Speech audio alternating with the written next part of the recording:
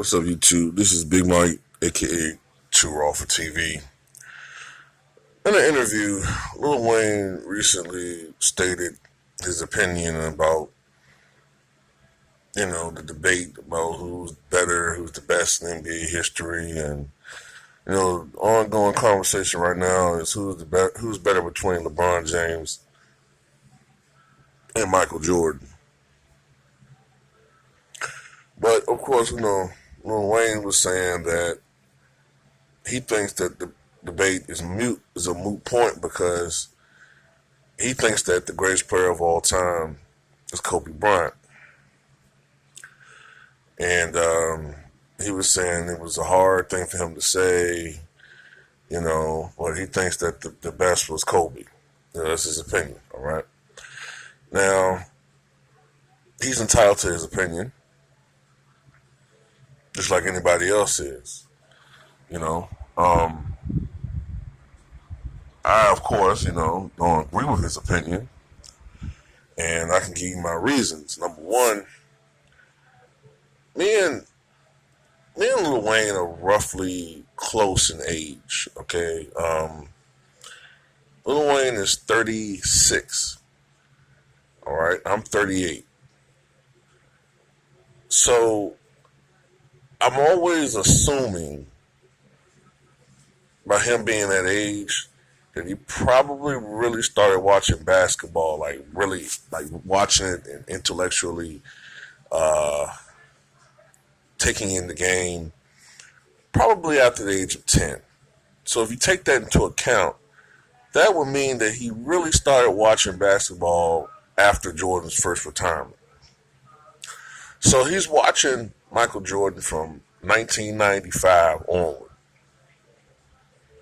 And if I had only watched Michael Jordan from the time he came back from his first retirement through the rest of his Bulls career, the 3+ seasons he played with Chicago, and then the Wizards years, then at the same time I'm watching the entire 20-year career of Kobe Bryant, then I can make the same conclusion. Because in my opinion, Kobe Bryant at his prime, at his peak, was probably on par, maybe even a little bit better than the second incarnation of Michael Jordan. Although I thought the second Jordan, the second three-peat Jordan was better overall defensively. So it was close. You know what I'm saying? Matter of fact, if you just take Michael Jordan, those 3 years he played with Chicago, if he was just that player, he'd be a top 15 all-time player. Just that version of him. Top 10, 15. Just that version. Just that 3 years he played with Chicago and with the Wizards. The problem is, I'm old enough to remember, I started watching basketball a little bit earlier. I started watching it still kind of late, but I started watching it around 1990. And I can tell you, there's a total difference between Michael Jordan in 1990 and Michael Jordan in 1998. The Michael Jordan in 1998 needed Scottie Pippen. He needed Tony Kukoc. He needed Dennis Rodman. He needed Bison Dele. He needed Dickie Simpkins, Luke Longley. He needed all of these guys. As great as he was, he needed those guys. The younger Michael Jordan, of course, every great player needs teammates, but there were some games he literally won games by him fucking self. That's why Phil Jackson had a hard time getting this guy to believe in his own teammates. He was that fucking good. You've heard Chuck Daly say, the guy is so good he's literally embarrassing the league. That wasn't just hyperbole. That wasn't cocksucking. That was Chuck Daly, a guy who was coaching the best team in the fucking NBA at the time, the Detroit Pistons. And he's telling you how good they were. They had to devise an overall strategy, which the league tried to implement just to stop one fucking guy. Okay? I don't remember the fucking league implementing a strategy to try to fucking stop Kobe Bryant. Nor did they do the same thing with LeBron James. And on ultimately, the Jordan rule still didn't work. Because even during the heyday of the Pistons, even during the championship years, Jordan still averaged 30 points per game against them.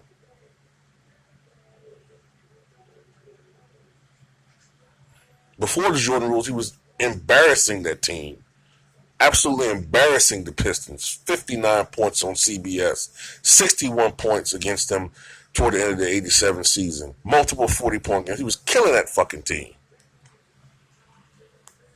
That's not the difference between Michael Jordan and Kobe Bryant. As great as Kobe Bryant was, okay, the stellar 20-year career, multiple All-Star appearances, all right, the MVP award in 2000, what was it, was it 8 or 9? I think it was 2009. I think he won the MVP award, all right? You know, what is he, third all-time in scoring. I mean, absolutely incredible career, 5-time NBA champion. That's just implemented in everybody's brain. Despite all of that, Kobe Bryant did have a tendency to have his best overall scoring performances, all right, against teams that were not necessarily the best teams in the league. And even some of the ones that were great, you know, or good, they weren't noted for their defense, all right? 81 points. They came against the Toronto Raptors.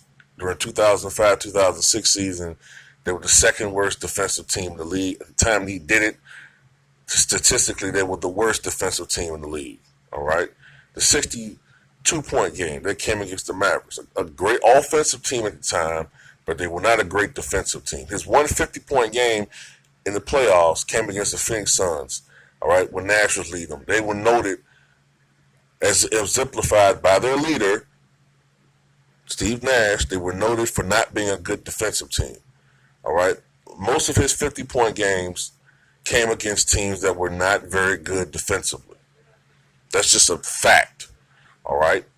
And nobody can really refute that. They can bring up all these different, you know, excuses they want to, but the fact remains that for the most part, of the 25 career 50-point games Kobe Bryant had, most of them came against teams that were not the best defensively. There's nothing wrong with that, all right?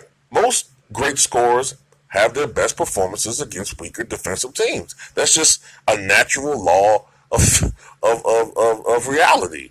I don't want to say physics, but it's a natural law of reality. Less resistance to a great scorer, he's going to have better performances. That's what made Michael Jordan so goddamn unbelievable. This guy had literally most of his best scoring games because of his competitive nature. He had most of his best scoring games against the best teams in the NBA. In the 1980s, Jordan was fucking unbelievable.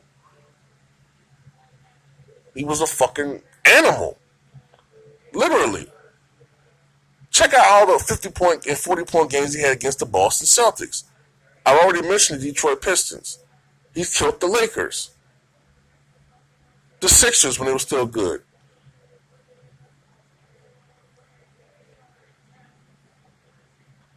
You know, I mean, he was an unbelievable competitor, an unbelievable player.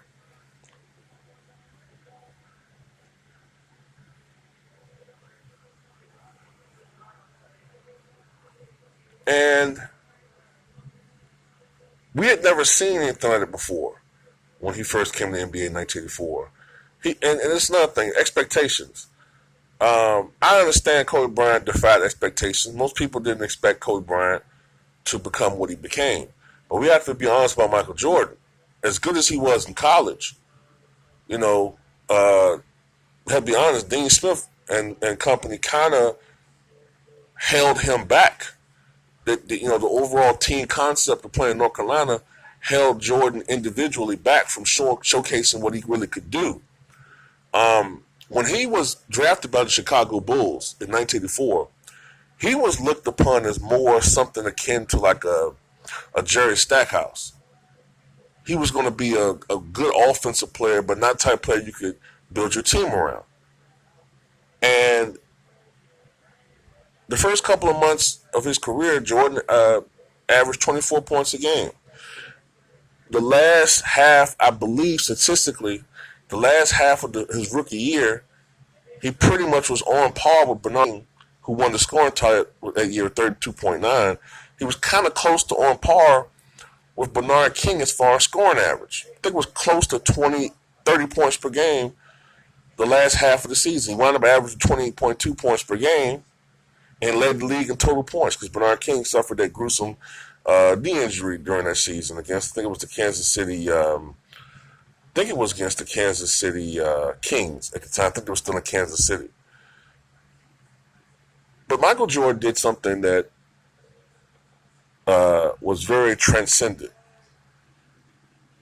He changed the argument that a scoring champion couldn't win a title. He changed the argument that you could not build a team around a perimeter player. Before that, the prevailing argument was you had to build a championship team around a center. Like a Russell, like a Mikan, like a Chamberlain, like a Abdul-Jabbar, like a Bill Walton. He changed the argument for that. And I've seen all of the great performances. A guy who played on an extremely high level for several seasons, where he was arguably the best offensive player in the league, whatever really wasn't an argument, and you could say he was the best defensive player in the league, especially perimeter defensive player. You could make an argument for Elijah Wan, Derrick Robertson, Dennis Rodman. I'll throw in Alvin Robertson. But for the most part, Jordan played on a high level on both ends of the court. And that's something we don't see. That's why I'm always bringing up LeBron James's lack of defensive ability now, or defensive effort. Because if you're the GOAT, I want to see what the GOAT did. I watched Michael Jordan. Hell, I watched Kobe Bryant. And shit, even though I thought Kobe Bryant's defense was slightly overrated at times, he still can bring it on the occasion. LeBron James is so fucking lazy, he doesn't do that. But then, when he sucks it up on defense, the sports media says, well, the Lakers need to play better defensively. But you can't be called the GOAT. You cannot be called the GOAT, in my opinion. I'm sorry. You cannot be called the GOAT, but then get excuses for when you have subpar play. It don't work like that. So, Lil Wayne has this, opinion. I respect it, but that's my opinion.